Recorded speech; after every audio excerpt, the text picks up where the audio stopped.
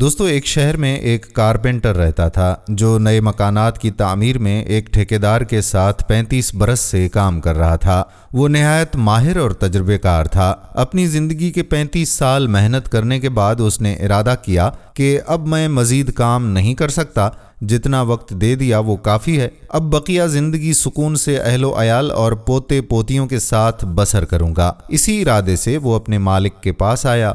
بہترین اور جفاکش ملازم ہونے کی وجہ سے مالک کے دل میں اس کی بڑی قدر تھی۔ مالک نے اس کی خاطر تواضع کی، چائے منگوائی اور پھر اس کے ساتھ محو گفتگو ہو گیا۔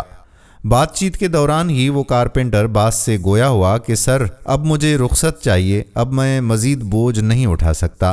آپ کے ساتھ 35 سالہ رفاقت بہت اچھی رہی۔ مالک بولا کہ ابھی تمہاری عمر سبکدوش ہونے کی تو نہیں ہے، مجھے لگتا ہے کہ تم میں اب بھی کام کرنے کی بھرپور ہمت موجود ہے۔ باس نے اسے کافی قائل کرنے کی کوشش کی، مگر وہ تو ذہن بنا کر آیا تھا کہ اب اس دفتر میں اس کا آخری دن ہوگا، اس لیے اپنی بات پر اصرار کرتے ہوئے بولا کہ سر، میں نے مزدوری میں اپنی زندگی کھپا دی، مگر میں اب چاہتا ہوں کہ اپنا بچا ہوا وقت اپنے پیاروں کے ساتھ گزاروں۔ مالک اس کے فیصلے کو تسلیم کرتے ہوئے بولا کہ ٹھیک ہے، تم ریٹائرمنٹ لے سکتے ہو، مگر میری خواہش ہے کہ تم ایک آخری منصوبہ ہمارے ساتھ مکمل کرو۔ باس کی فرمائش سن کر اس نے دل میں سوچا کہ انہیں اب ہی نیا کام یاد آیا جب میں نے نوکری چھوڑنے کا کہہ دیا۔ خیر، وہ بادل ناخواستہ مالک کی بات پر راضی ہو گیا۔ اب اگلے روز سے وہ پروجیکٹ پر کام کرنے لگا، مگر وہ لگن اور وہ جان فشانی اس کام میں نظر نہیں آ رہی تھی جو پہلے والے منصوبوں میں ہوتی تھی۔ اسے کوئی پرواہ نہیں تھی کہ لکڑی کہاں سے آ رہی ہے اور کیسی ہے، وہ بس جلد از جلد یہ کام نمٹا کر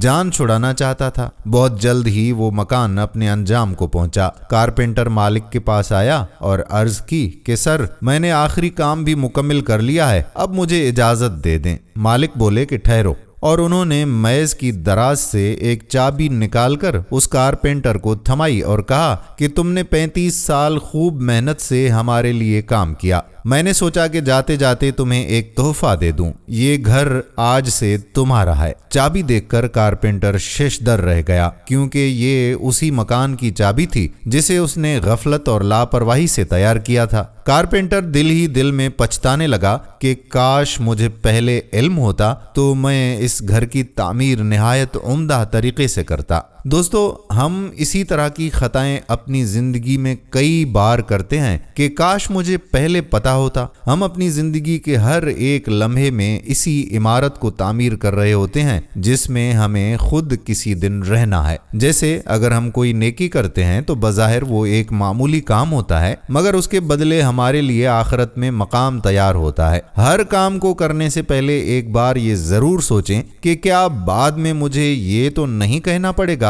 کہ کاش میں یہ بہتر طریقے سے کر چکا ہوتا۔